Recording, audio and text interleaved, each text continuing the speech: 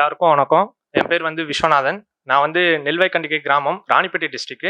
நான் இப்போ bank of பரோடால ஐடி ஆஃபீஸரா செலக்ட் ஆயிருக்கேன். ஸோ இதுக்கு வந்து நான் இன்ஸ்டியூட்டுக்கு ரொம்ப தேங்க்ஸ் சொல்லிக்கிறேன். Thank you sir.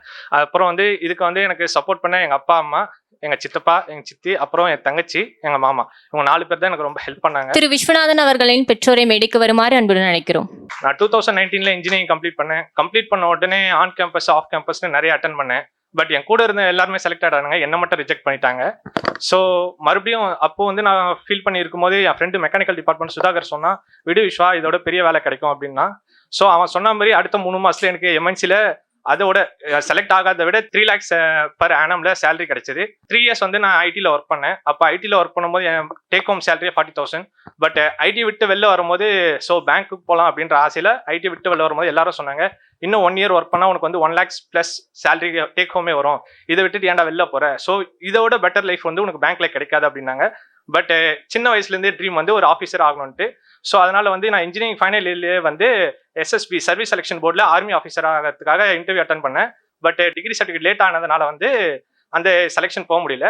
ஸோ அதுக்கப்புறம் வந்து இந்தியன் நேவியில் ட்ரை பண்ணேன். பட் செலெக்ஷன் 1 week முன்னாடி வந்து டைஃபாய்டு அட்டாக் ஆயிடுச்சு, அதனால அது போக முடியல. ஸோ எல்லாத்தையும் விட்டுட்டு PC police constable written test clear பண்ணேன். அதுக்கப்புறம் வந்து பிசிக்கல் ஃபர்ஸ்ட் ரவுண்ட் கிளியர் பண்ணேன். பட் செகண்ட் ரவுண்ட் போக முடியல, அந்த டைம்ல முட்டியில ஜவ்வு கிழிஞ்சிருச்சு.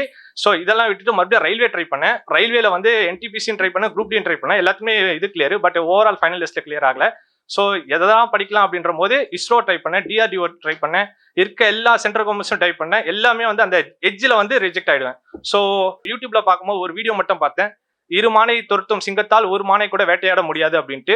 ஸோ எதையாச்சும் ஒன்றை ஃபோக்கஸ் பண்ணி படிக்கணுன்றதுக்காக மறுபடியும் எல்லாத்தையும் ஏற கட்டிட்டு பேங்க் தான் அப்படின்ட்டு 2022 ஜனவரி 3ஆம் தேதி ஃபர்ஸ்ட் டே மண்டே வந்து என் ஆஃபீஸில் நான் ரெசிக்னேஷன் கொடுத்தேன். ஃபர்ஸ்ட் டே அந்த இயரில் கொடுத்தது ரெசிக்னேஷன். அப்புறம் பொங்கல் கழிச்சு இங்கே வந்து ஜாயின் பண்ணேன். இப்போ நான் எஸ்ஓ ஐடி ஆஃபீஸராக இருக்கேன். இதுக்கு வந்து ஸ்பெஷல் தேங்க்ஸ் வந்து எங்கள் அப்பா தான். ஏன்னா இன்னும் 1 year நாங்கள் ஐடியில் ஒர்க் பண்ணியிருந்தா என் டேக் ஹோம் சேலரி 1 lakh வந்திருக்கும், ப்ளஸ் 1.5 lakhs அந்த ரேஞ்சில் இருக்கும். ஏன்னா இப்போ என் கூட ஜாயின் பண்ணவங்களாம் இப்போ 1.5 lakhsல சென்னை, மும்பையில் எல்லாமே இருக்காங்க. ஸோ அந்த சேலரி விட்டு வெளில வரத்துக்கே வந்து அது வந்து எப்படின்னா ஒரு சேஃப் ஜோன்ல இருக்கும். பட் வெளில வரும்போது எங்க அப்பா எனக்கு சப்போர்ட் பண்ணாங்க, எங்க அம்மா சப்போர்ட் பண்ணாங்க. அதை விட பெரிய சப்போர்ட் வந்து எங்க சித்தப்பாவும் சித்தியும் பண்ணாங்க. எனக்கு ஃபினான்ஷியலா சப்போர்ட் பண்ணது வந்து எங்க மாமாவும் என் தங்கச்சியால வர முடியல. ஸோ எல்லாருக்கும் ஒண்ணுதான் சொல்லிக்கிறேன், நம்மளுக்கு வேணும்னா எனக்கு ஸ்கூல்ல சொல்லி கொடுத்தது 3 தான். எதனாச்சும் ஒன்று அச்சீவ் பண்ணணும்னா நம்ம கிட்ட 3 இருக்கணும். ஃபர்ஸ்ட் டிசிப்ளின் இருக்கணும், செகண்ட் ஹெல்த் இருக்கணும், தேர்ட் வந்து எஜுகேஷன் இருக்கணும். இந்த 3த்தையும் நம்ம ஃபோக்கஸ் பண்ணி பண்ணோம்னா எந்த ஒன்னாலும் கிளியர் பண்ணலான்றதுக்கு நானும் ஒரு உதாரணம். Thank you very much. Thiru Viswanathan அவர்களின் பெற்றோரை ஓரிரு வார்த்தைகள் பேசுமாறு அன்புடன் கேட்டுக்கொள்கிறோம். நான் படிக்க தெரியாத ஆள், இந்த அளவுக்கு நீங்க கொண்டது ரொம்ப நன்றி சார்.